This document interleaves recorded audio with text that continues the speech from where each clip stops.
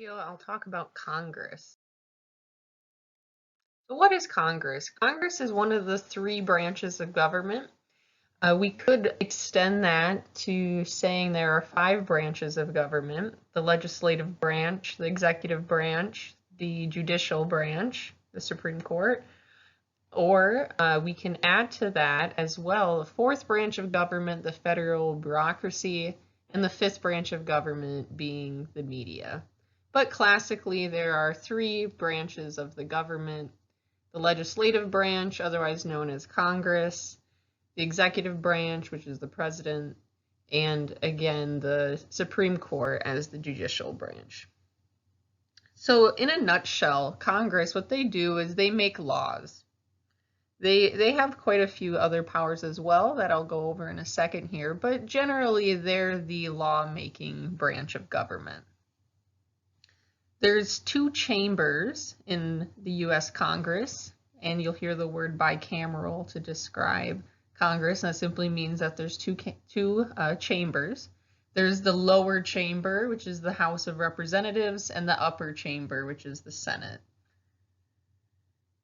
These two chambers, they were created as a result of a constitutional compromise. If you remember the Virginia Plan and the New Jersey Plan, the Virginia Plan stated that Congress should be proportional to the population of each individual state. Each state should have a varying number of representatives. And the New Jersey Plan stated that each state should have equal representation in Congress. So the compromise was that there would be two chambers, the lower chamber of the House, which would be based on population size, the number of representatives in that chamber, and the Senate, this has equal representation from each state, two members from each state. Congress, they get their powers and their existence from the Constitution, and these are outlined, this is outlined in Article 1 of the Constitution, potentially suggesting that it is the most important or the highest ranking sort of branch of the government. That's debatable, of course. Often we think the presidency is, or even the Supreme Court, but the Congress, they're more so the representatives of the people more closely than the president or the Supreme Court, granting it a tremendous amount of power and influence. Their power, of course, though, is checked by the system we have in the United States government, a system of checks and balances, and it's a system of separate institutions sharing some powers that the Constitution mandates for the national government, and the purpose of which is to keep power divided among the three branches. So it's important to keep their power divided so that they can sort of act as a check on each other's power, but at the same time they share certain powers as well. And that's another way to sort of constrain their power that each individual branch has. So let's look at the etymology here of the term Congress. So circa 1400, it meant a body of attendants. It also meant a meeting of armed forces. And circa the 15th century, it meant a sense of coming together of people, a meeting of individuals. So a Congress is really a meeting. And we've heard of already too the Continental Congress, these meetings that occurred during the Revolutionary War. And at that point in time, there were delegates who met up together to sort of discuss and represent the colonies and the future of those colonies. So why do we have a Congress? Congress is really a balance to executive power. It's modeled pretty similarly to the British government, how it had been structured there, where the Parliament existed as a sort of counterbalance to the power of the king.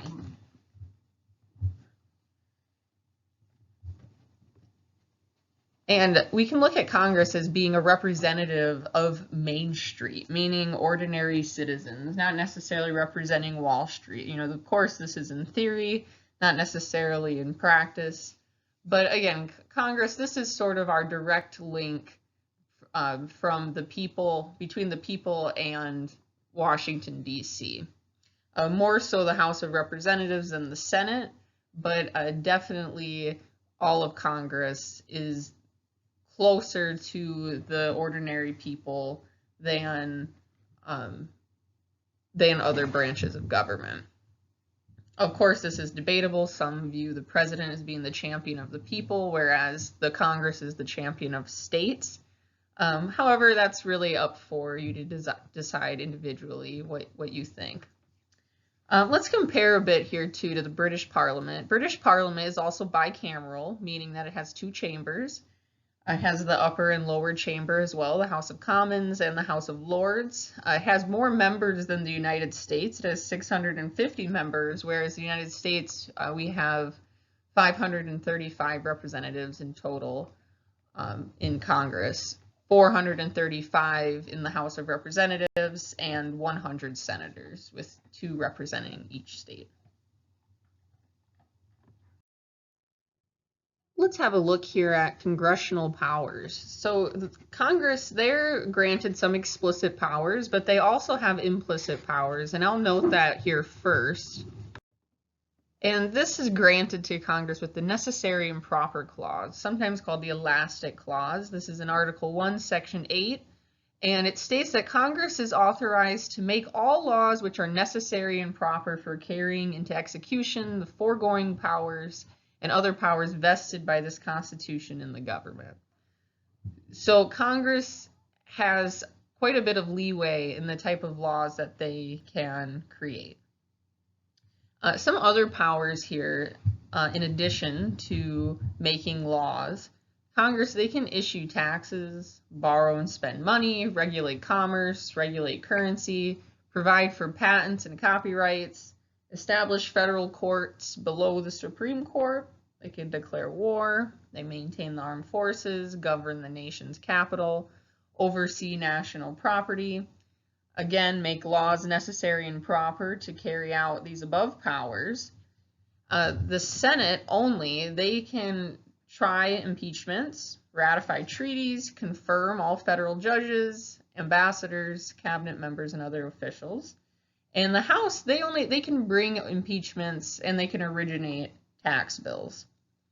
So the Senate, they can't bring up the idea of an impeachment for a official, some kind of official. That starts in the House, and then later the Senate does the trial.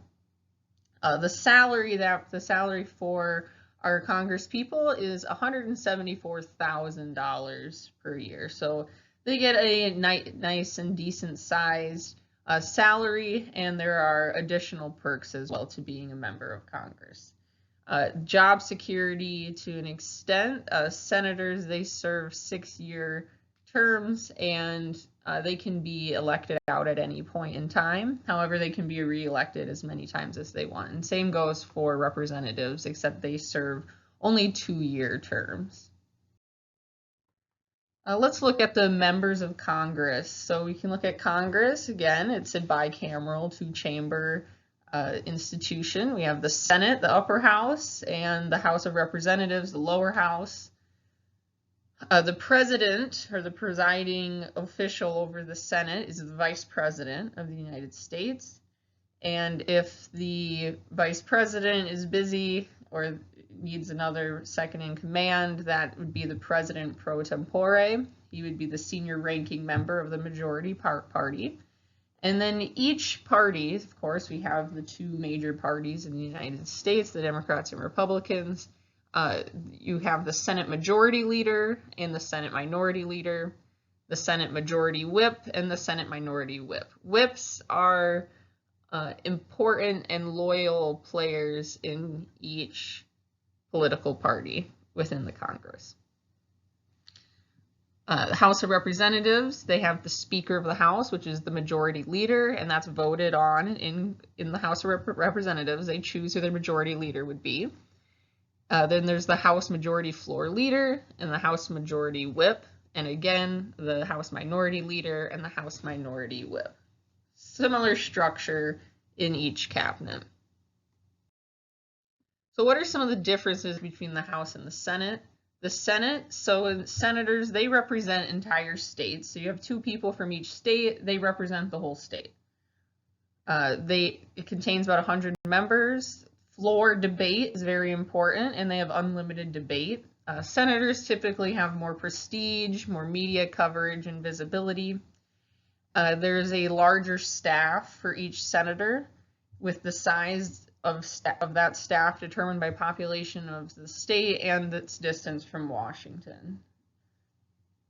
Fewer committees, so House members, they're often in many committees, and the Senate is the source of many presidential aspirants. So many people that want to become president, often they get their start in the Senate, or they start somewhere else, move to the Senate, and that's sort of a stepping stone to becoming president.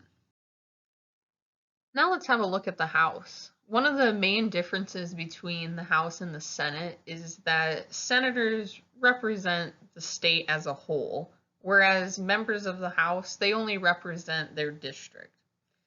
And in the United States, each state, we have single member districts, which means that there is one representative per district. And that district could have a Republican representative or it could have a Democratic representative. Pretty much always. Sometimes there's been an independent that has snuck in, but generally it's a Republican or Democrat as a representative of each district. The House contains 435 members, and the representatives serve 2-year terms compared to 6-year terms that senators serve. Committee work is very important for the members of the House, and they have more limited debate compared to the senators. There's less prestige and smaller staffs, more committees, and fewer presidential aspirants, but their work is just as important, and they definitely have a lot of things to do to keep them busy.